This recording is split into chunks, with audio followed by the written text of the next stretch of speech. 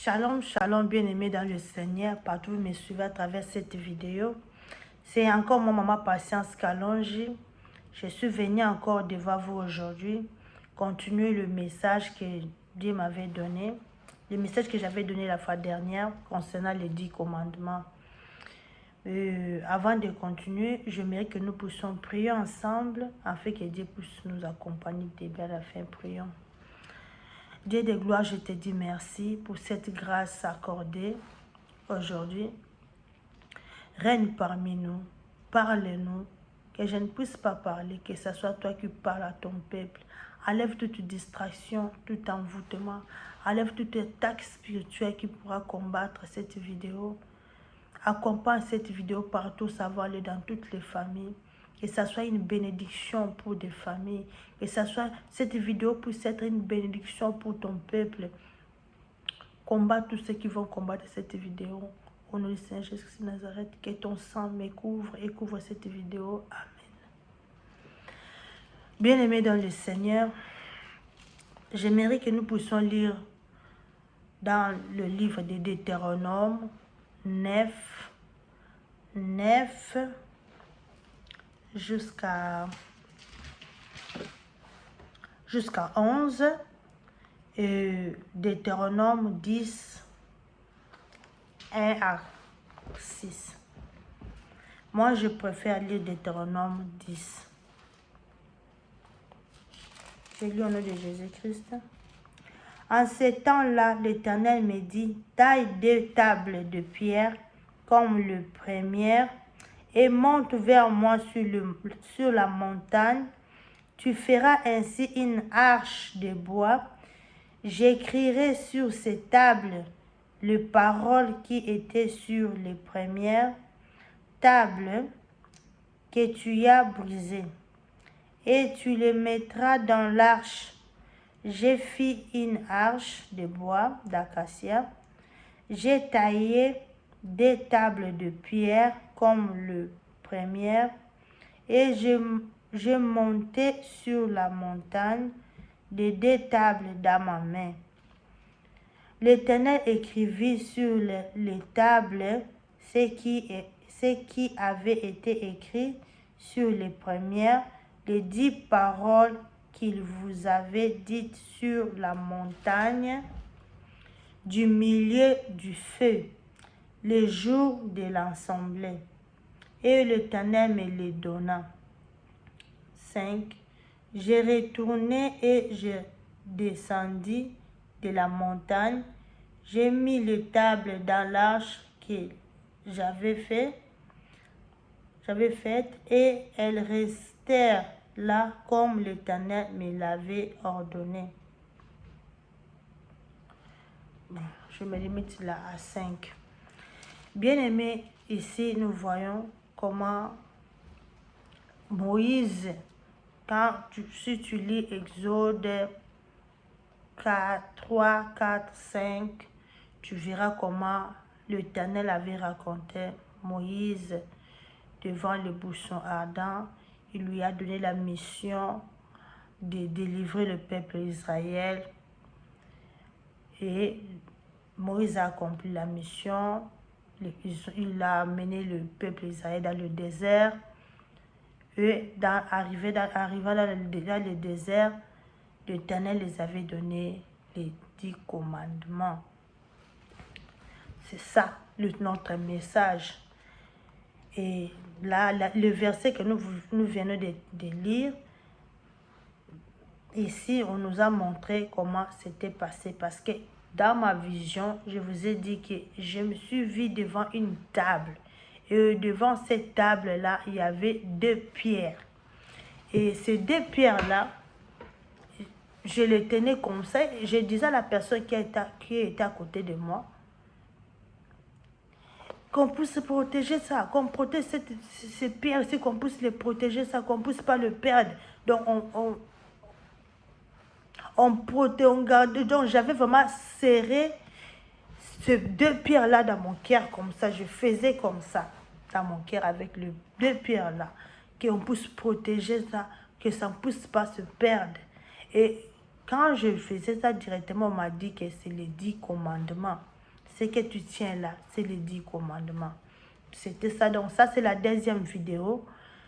Si tu regardes la vidéo ici, je t'en prie, regarde aussi la première vidéo pour que tu puisses bien comprendre. Parce que ça, c'est la suite.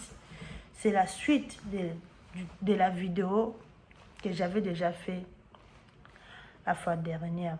Donc, c'était ça. Et quand je me suis réveillée, je me suis dit, oh, maintenant, comment moi j'ai vu de Pierre, mais on me dit que c'est 10 commandements.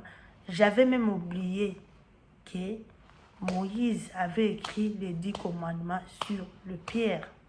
J'avais même oublié. Après, j'ai dit, vraiment dans la Bible, on a parlé que c'était sur le pierre. Donc, c'est ça. C'est ça. Ici, Dieu a dit à Moïse de faire encore, de répéter encore. Parce que Moïse avait fait le de pierre, Dieu avait écrit les 10 commandements. Et quand il a vu le veau d'or que les enfants d'Israël avaient fait, l'image taillée, il avait brisé les 10 commandements. Il avait brisé les pierres là parce qu'il était vraiment très en colère. Et après, il est rentré encore devant Dieu. Il a jeûné 40 jours, 40 nuits, sans pourtant manger, sans pourtant boire. C'est alors que Dieu a pardonné les enfants d'Israël.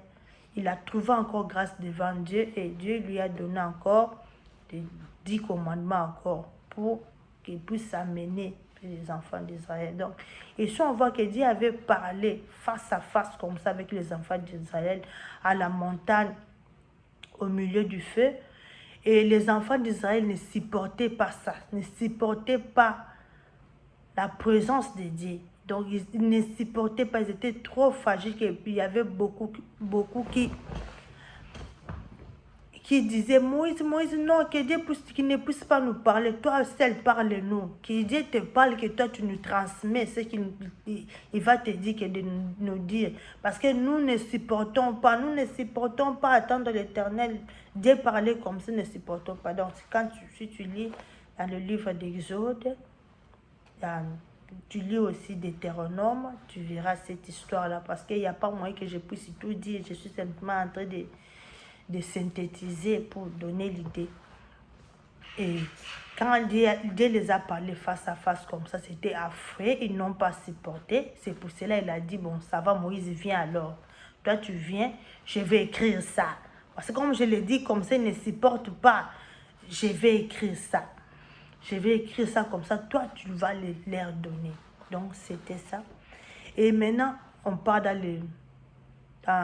dans Exode pour lire ce qui était écrit concernant les 10 commandements. Quels sont les 10 commandements en question? On va trouver les 10 commandements dans Exode 20, à partir du 1er verset à 17e verset, et Deutéronome 5, 6 à 21. C'est là où on a mentionné les 10 commandements. Moi, je préfère lire Exode 20. Le nom de Jésus-Christ. Alors Dieu prononça toutes ces paroles en disant, je suis l'Éternel ton Dieu qui t'ai fait sortir du pays d'Égypte, de la maison de servitude. Tu n'auras pas d'autre Dieu devant ma face. Ça, c'est le premier commandement. Deuxième, tu ne te feras point d'image taillée, ni de représentation quelconque de choses qui sont en haut dans le ciel, qui sont en bas sur la terre, Jésus, et qui sont dans les eaux plus bas que la terre. Ça, c'est le deuxième commandement. Tu ne te prosterneras point devant elles et tu ne les serviras point, car moi, l'Éternel, ton Dieu, je suis un Dieu jaloux, qui punit l'iniquité de père sur leurs enfants, sur les enfants, jusqu'à la 3e et la 4e génération de ceux qui me haïssent, et qui fait miséricorde jusqu'à 1000e génération à ceux qui m'aiment et qui gardent mes commandements. Jésus. Jésus. À ceux qui gardent mes commandements. Tu ne prendras point le nom de l'Éternel ton Dieu en vain, car l'Éternel ne laissera point impuni celui qui prendra son nom en vain. Souviens-toi du jour de repos pour le sanctifier. Tu travailleras 6 jours et tu feras tout ton ouvrage, mais le 7e jour est le jour du repos de l'Éternel. Ton Dieu te fera de l'Éternel ton Dieu. Tu ne feras aucun ouvrage, ni toi, ni ton fils, ni ta fille, ni ton serviteur, ni ta servante, ni ton bétail, ni l'étranger qui est dans tes portes. Car en 6 jours l'Éternel a fait le ciel, la terre et la mer, et tout ce qui est contenu, et il se reposa le 7e jour. C'est pourquoi l'Éternel a béni les jours de repos et l'a sanctifié.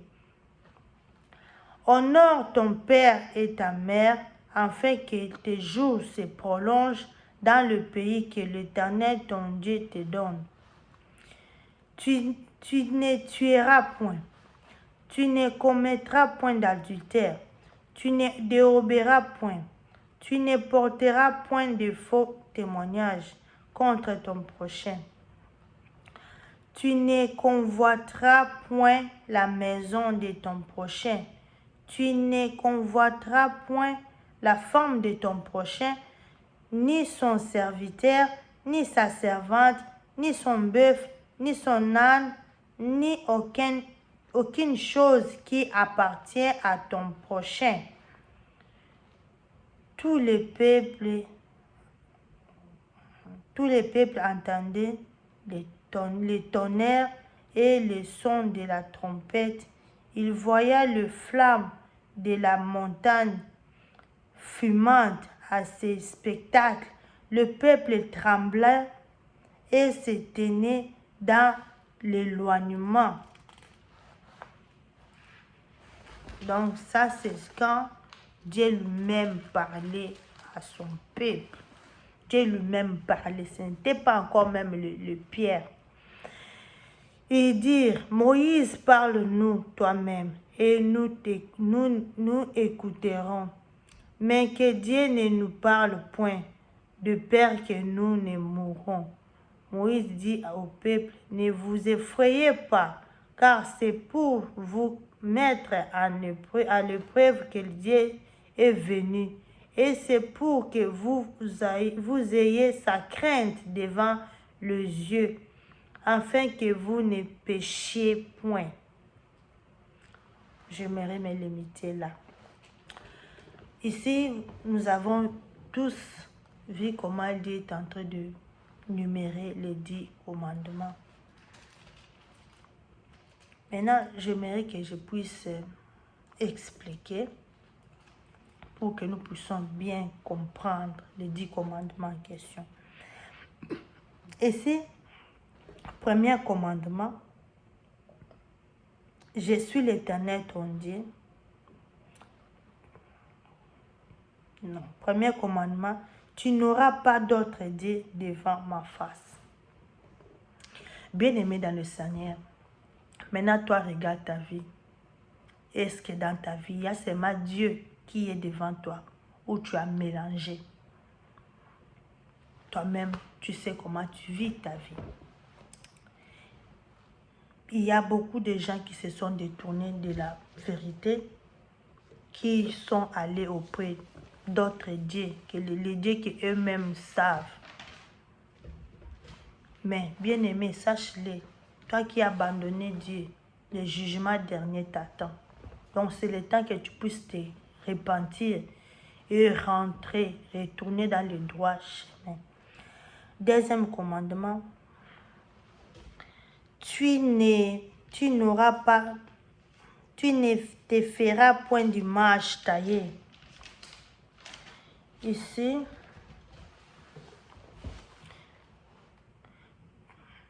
Tu n'auras pas d'autre Dieu devant ma face. Premier commandement. Vous allez voir ça dans Deutéronome 6, Deutéronome 7, Deutéronome 8, Deutéronome 11.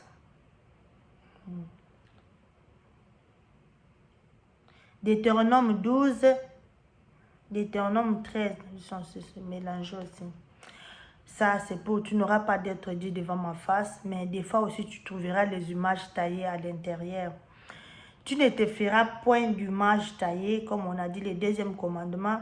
Tu ne te feras point d'image taillée, ni de représentation quelconque de choses qui sont en haut dans le ciel. Il y a beaucoup de gens qui commencent à adorer les aigles. Ils voient les aigles voler, commencent à adorer les aigles. D'autres commencent à adorer des étoiles. Il y a beaucoup de choses qu'on voit au ciel. C'est ce qu'on a mentionné ici. Tu ne te feras pas de représentation des choses qui sont en haut dans le ciel, qui sont en bas sur la terre. Il y a beaucoup qui ont commencé à adorer des statues, qui ont fait des images de statues. D'autres ont fait des histoires de Maman Maria. D'autres ont fait des histoires. Il y a beaucoup de religions confondues. Il y a beaucoup de religions confondues que les gens ont fait des représentations. Des Bouddhas, il y a beaucoup de choses. Ni en bas sur la terre, ni qui sont dans le eaux le plus bas que la terre. Il y a d'autres aussi qui ont fait des tatous sur leur corps. Tu ne te feras pas de représentation. Il y a d'autres qui ont fait sur leur corps des tatous de sirènes, des tatous de... Bon, quand je dis tatou, vous-même vous comprenez, de beaucoup de choses qu'ils voient dans le ciel, dans la terre, sous la mer, dans des eaux profondes. Ici, Dieu est contre ça. Dieu est contre les images taillées. C'est pour cela que je vous ai donné les versets. Deutéronome 4, Deutéronome 9, Deutéronome 10, Deutéronome 10, Deutéronome 12. Mais j'aimerais que nous puissions lire Deutéronome 12. Si je pars vraiment trop vite.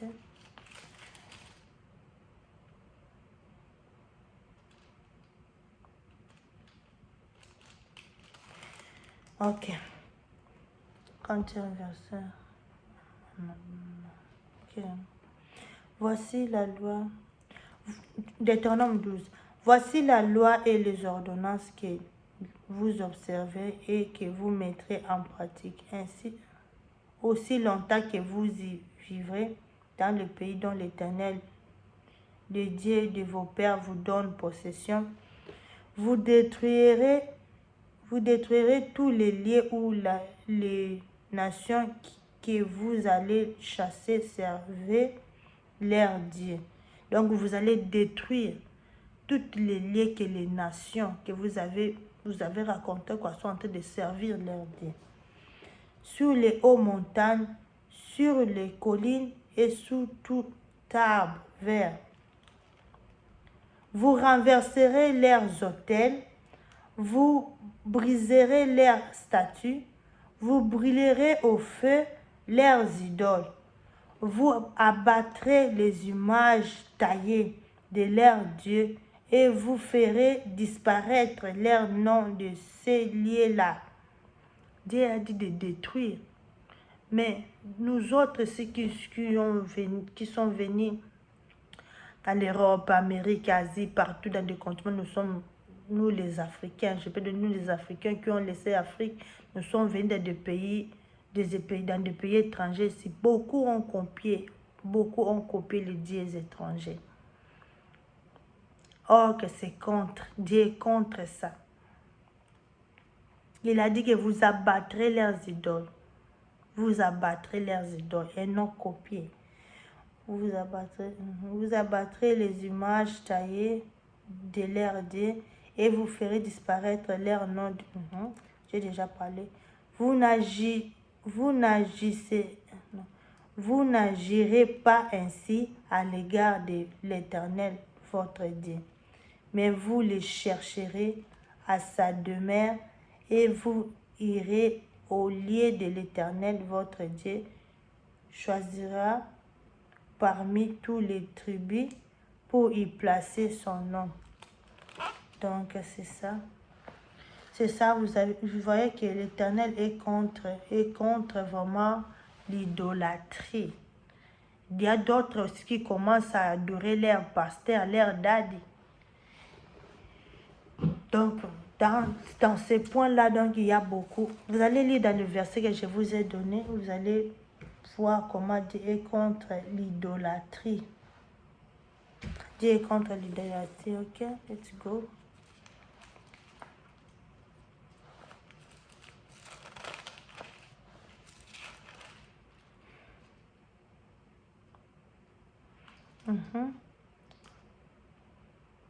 La terre. Tu ne te prosterneras point devant elle et tu ne les serviras point, car moi, l'Éternel, ton Dieu, je suis un Dieu jaloux qui punit l'iniquité de père sur les enfants jusqu'à la 3e et la 4e génération de ceux qui me haïssent. Dieu a bien dit ce que vous ne vous prosternerez pas devant ça et vous ne l'adorerez pas, car il punit. Il est un Dieu jaloux. Il est un Dieu jaloux qui n'aime pas qu'on puisse le mélanger avec quelque chose. Maintenant, toi, regarde ta vie. Tu as mélangé Dieu avec quoi? Tu as mélangé ton Dieu créateur. C'est lui qui t'a créé avec quoi? Il est un Dieu jaloux qui punit l'iniquité de père sur les enfants jusqu'à la 3e et 4e génération. Il y a beaucoup de gens qui ont fait entrer la malédiction dans leur maison, dans leur vie, à cause de l'ignorance de cette parole, à cause des dieux étrangers. Toi, tu penses que tu es en train de prier. Toi, tu penses que tu es en ordre avec l'Éternel. Or, l'Éternel est en colère avec toi et ta génération. Il a parlé de génération. Pas seulement toi. Pas seulement toi qui adore le statut. Pas seulement toi qui te prosternes devant le statut. Mais tes enfants et tes arrières. Tes enfants et tes petits-enfants vont subir la malédiction de toi, leur ancêtre, de toi qui est encore, peut-être tu es encore jeune, peut-être tu es déjà une maman, un papa, peut-être tu es déjà grand, tu es petit, mais maintenant là, Dieu a dit qu'il punit jusqu'à 3e et 4e génération. Donc toi, tu penses que tu es en train de prier, peut-être tu penses que tu es en ordre, quand tu es en train de prier avec des statues, faire tes représentations là, tu as il y a d'autres qui adorent même leur pasteur. Il y a d'autres qui se prosternent devant des statues, de Maman Maria, de toutes les choses là. Il y a d'autres même qui adorent leurs prophètes. Ils ont remplacé le nom de l'Éternel par leurs prophètes, l'idolâtrie. Il y a beaucoup de religions idolâtres dans ce monde ici. Si je peux appeler ça comme ça, des religions idolâtres. Et dans des religions pareilles, ils sont en train d'enlever dans les têtes des gens la conception de l'Éternel lui-même, de Dieu lui-même. Du moment où il a dit au premier commandement, que je suis l'Éternel ton Dieu, qui t'a fait sortir dans la maison du serviteur. Il a dit, tu n'auras pas d'autre Dieu devant ma face. Tu vois. Maintenant, toi, quand tu mélanges, des fois tu dis, mon Dieu, tu dis Dieu, des fois tu prends les photos de ton daddy, là, tu commences à adorer. Des fois, tu prends les statues là de Maman Maria, tu prends les statues là de Bouddha, tu prends les photos des photos, tu vois, mais les photos de Branham. Donc, il y a il y a beaucoup de gens qui ont changé. Si je commence à énumérer ici, il y a beaucoup. Il y en a beaucoup. Mais l'Éternel est contre ça. L'Éternel est contre ça. Tu ne feras pas du marche taillé. Et c'était ça. J'aimerais que nous puissions lire Deutéronome, je pense, 13. Oh, bien comprendre encore. 13 à 11. 13.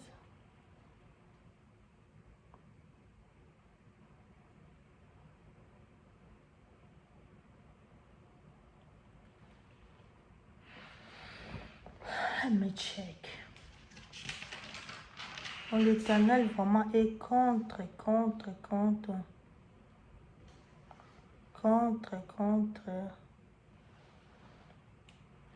Deutéronome 13. S'il s'élève au milieu de toi un prophète ou un songeur qui t'annonce un signe ou un prodige et qu'il y ait accomplisse du signe ou des prodiges dont il t'a parlé en disant ok, c'est ça. S'il y a... je continue seulement. Deutéronome 13. S'il y a un prophète ou un songeur qui fait des prodiges, des signes, dont il t'a parlé en disant, allons après d'autres dieux et d'autres dieux, des dieux que tu ne connais point, et servons-les. Tu n'écouteras pas les paroles de ces prophètes ou de ces songeurs, car c'est l'Éternel votre Dieu. Ici, il insiste, qui vous met à l'épreuve pour savoir si vous aimez l'Éternel, votre Dieu, de tout votre cœur et de toute votre âme. Vous irez après l'Éternel, votre Dieu, et vous le craindrez. Vous observerez ses commandements, vous obéissez à sa voix, vous le serviez et vous vous attacherez à lui. Ces prophètes ou ces songeurs sera puni de mort, car il a parlé de révolte contre l'Éternel, votre Dieu, qui vous a fait sortir du pays d'Égypte et vous a délivré de la main de servitude. Et il a voulu te détourner de la voie dans laquelle l'Éternel, ton Dieu, t'a ordonné de marcher. Tu ôteras ainsi le mal du milieu de toi. Si ton frère, écoutez bien, si ton frère, fils de ta mère, ou ton fils, ou ta fille, ou ta femme qui repose sur ton sein, ou ton ami que tu aimes comme toi-même, t'incite sincèrement en disant, allons et servons d'autres dieux, des dieux que ni toi ni tes pères n'avaient connus. Écoutez ce que Dieu recommande si quelqu'un te dit d'aller adorer les dieux étrangers ou bien d'aller auprès d'autres dieux. Les dieux que ni ton peuple connus, d'entre les dieux de peuple qui vous entoure, près de toi ou loin de toi, d'une extrémité de la terre de l'autre, tu n'y consentiras pas et tu ne l'écouteras pas. Tu ne jetteras pas sur lui un regard de pitié. Tu ne l'épargneras pas et tu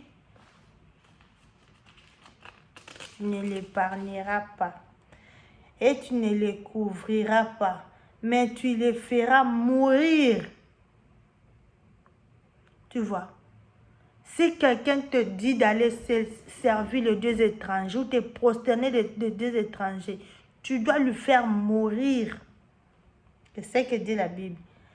ta main s'élèvera la première sur lui pour le mettre à mort, et la main de tout le peuple ensuite.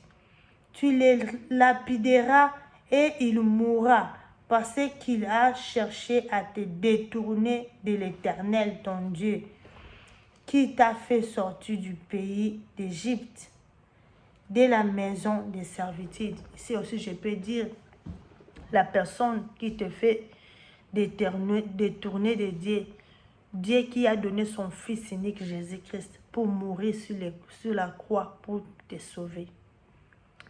Jésus qui a fait couler son sang pour que toi tu puisses être sauvé. Mais quelqu'un te dit de laisser Dieu pour aller servir des statues et des dieux étrangers. Tu ne peux pas avoir pitié de cette personne.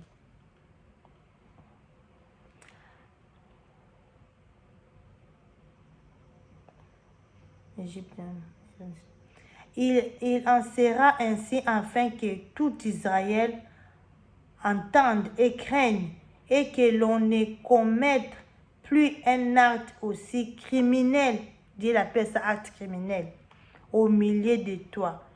Donc si quelqu'un te dit d'aller, servir d'autres dieux, ou te prosterner devant des statues, c'est un criminel. Dieu le voit comme un criminel. Combien de pasteurs criminels qui sont? Combien de pasteurs criminels qu'on a dans le monde ici? Combien de religions criminelles? C'est ce que la Bible a dit. Au milieu de toi. Si tu entends dire au sujet de l'une des villes qui t'a donné pour demeure, l'Éternel ton Dieu, des gens perverses sont sortis du milieu de toi et ont séduit les habitants de leur ville en disant, allons et servons d'autres dieux, des dieux que tu ne connais point. Tu feras des recherches, tu examineras, tu interrogeras avec soin la chose. Est-elle vraie? Les faits est-il établi? Cette abomination, on appelle ça abomination. Servir d'autres dieux. C'est prosterner devant des statues. Abomination. L'abomination a-t-elle été commise au milieu de toi? Alors tu frapperas du tranchant de l'épée les habitants de cette ville. Hey. Avant Jésus, c'était grave. Les habitants de cette ville, tu les dévoueras par interdit avec tout ce qui est trouvé, tout ce qui s'y trouvera, et tu en passeras le bétail au filet de l'épée.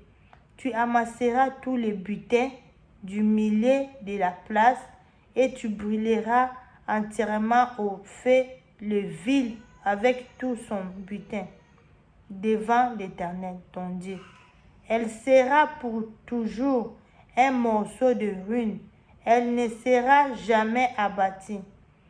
Rien de ce qui sera dévoué par interdit ne s'attachera à la main. Donc, vous pouvez continuer, vous m'avez voir. Donc, Dieu est contre les images taillées, de représentation de Dieu, de prosterner devant une image taillée. Dieu est contre ça. Dieu est vraiment contre l'idolâtre. My God, maintenant, nous allons continuer. Et my God,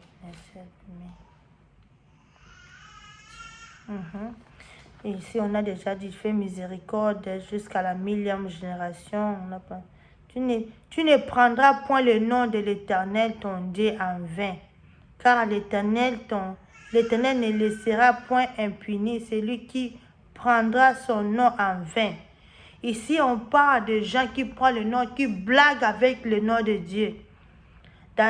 Partout. Les gens qui blaguent avec le nom de Dieu.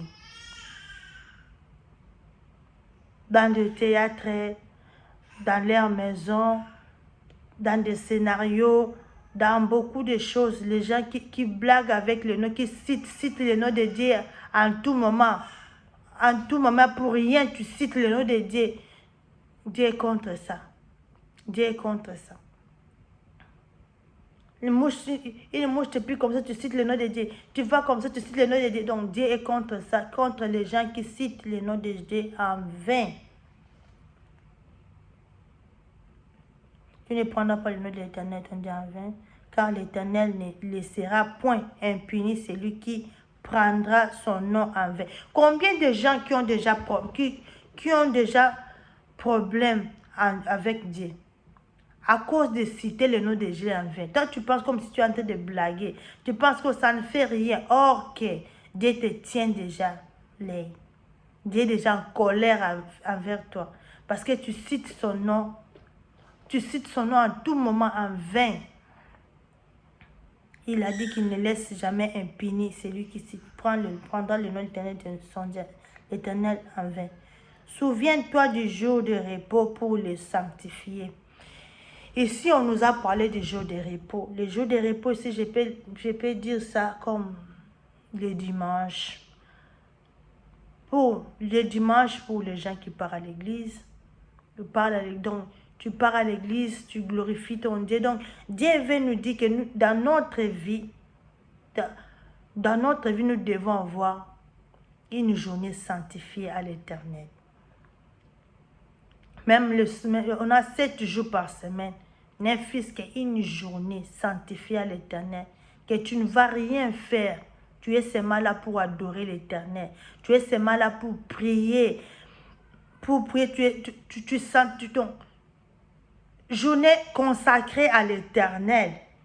C'est ce que le commandement ici dit. Souviens-toi du jour du repos. Souviens-toi du jour du repos pour le sanctifier. Tu travailleras 6 jours. La spécie. Tu travailleras 6 jours et tu feras tout ton ouvrage. Mais le 7e jour est le jour du repos de l'Éternel, ton Dieu. Tu ne feras aucun ouvrage, ni toi, ni ton fils. Ici, on avait déjà énuméré pour ne pas répéter. Tu ne feras aucun ouvrage. Donc, Dieu veut nous dire que dans nos vies, chaque semaine, nous devons avoir une journée consacrée à l'Éternel. Consacrée à l'Éternel. Si tu pars à l'église, chaque dimanche, tu consacres ta journée de dimanche là pour l'Éternel. On a dit le 7e jour. 7e jour, c'est le samedi, mais nous adorons l'Éternel. Le dimanche, on part à l'église. Pour ceux qui partent à l'église, pour ceux qui ne partent pas à l'église, cherche-toi une journée pendant la semaine. Chaque semaine, tu as une journée consacrée à l'Éternel. Toi, dans ta maison, là, tu t'enfermes dans ta maison, tu pries Dieu si tu ne pars pas à l'église. Journée consacrée à l'Éternel. Dieu nous recommande ça. Car les 6 jours, l'Éternel a fait le ciel et la terre et la mer et tout ce qui y est contenu, et il s'est reposé le 7e jour. C'est pourquoi l'Éternel a béni le jour du repos et l'a sanctifié. Donc, ça sera une journée sanctifiée. Journée consacrée à l'Éternel. Tu es devant l'Éternel, tu te purifies, tu te sanctifies. C'est ça, chaque semaine. Une journée consacrée à l'Éternel. Après, d'autres commandements qui viennent. Honore ton père et ta mère afin que tes jours se prolongent dans le pays que l'Éternel, ton Dieu, te donne. Honore ton père et ta mère. Tu vas aussi retrouver ça dans Éphésiens 6, 1 à 3 et dans Matthieu 15.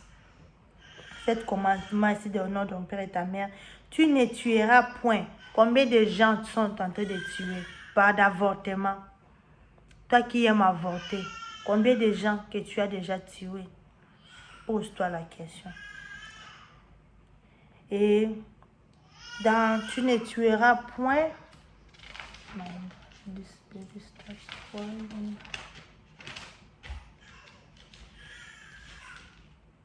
Tu ne feras pas de mal, t'arrives pas.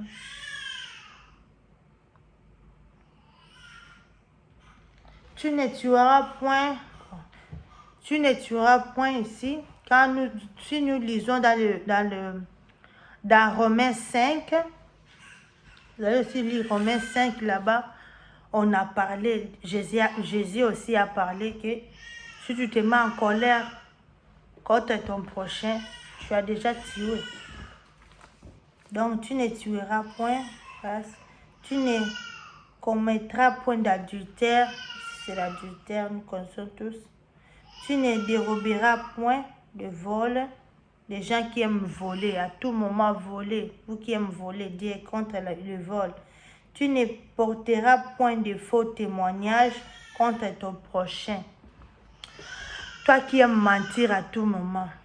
Toi qui aimes toujours, tes oreilles sont là-bas en train d'écouter. On a dit quoi à propos de celui-là? On a dit quoi à propos de celle-là? Tu ramasses des informations par-ci, par-là, des fausses informations. La chose est A, toi tu parles là-bas, tu dis A, B, C, comme si tu étais là quand c'est policier. Dieu est contre ça. Tu ne porteras pas de faux témoignages à ton prochain. Toi, la personne qui aime le songi, le songi, à tout moment, tu es toujours là, en train de calomnier les gens, en train de dire des faussetés sur les gens. Dieu est contre ça. Surtout sur YouTube. Les YouTube ici est venu avec beaucoup de problèmes. Les gens aiment YouTube pour parler, porter des faux témoignages aux gens. À tout moment, Dieu est contre ça. Toi qui utilises les réseaux sociaux pour nuire les autres, sache que l'aide de Dieu est sur toi. Tu ne convoiteras point la maison de ton prochain. Tu ne convoiteras point la femme de ton prochain. Ni son serviteur, ni aucune chose. Ça, on parle de la convoitisme. De la convoitise. Biloula lula, comme on dit en lingala, biloula lula. Toi qui aimes la convoitise. Moi, je pense que si nous respectons cet commandement, il n'y aura pas des empoisonnements. Il n'y aura pas des empoisonnements dans le monde. Parce que beaucoup de gens empoisonnent des gens. Souvent, c'est seulement la convoitise. Et ça aussi me dépasse. Pourquoi elle? Pourquoi pas moi? Poison.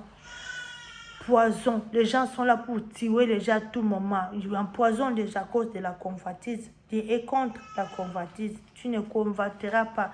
C'est pour ça la parole de Dieu nous dit de nous contacter de ce qu'on a. Contacte-toi de ce que tu as. Si tu te contactes de ce que tu as, tu verras que Dieu va te faire aussi grâce d'aller loin. Mais si tu commences à convoiter par-ci, par-là, premièrement, la colère de Dieu sera sur toi. Deuxièmement, tu vas t'accumuler de péchés, en tuant des gens en cascade, empoisonner des gens à tout moment. Donc, ça ne sera pas bien.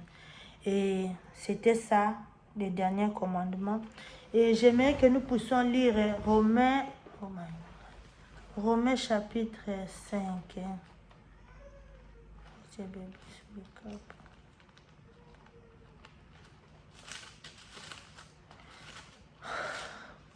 Bien-aimé dans le Seigneur, Jésus-Christ lui-même, notre modèle, lui aussi a récité les 10 commandements dans Matthieu 4.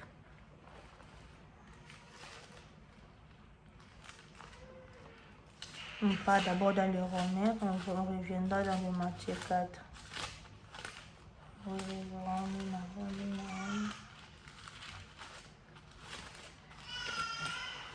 I'm coming, you wait for me there.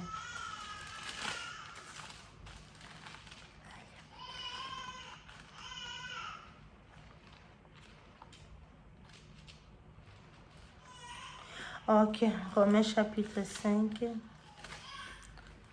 I'm coming.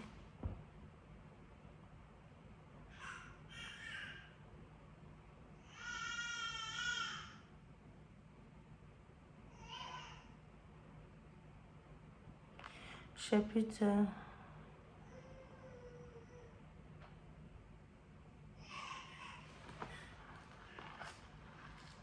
Oh my God.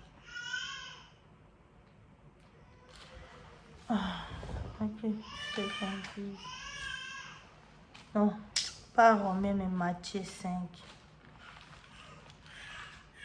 I'm coming. Okay, my goodness. Listen. I'm coming.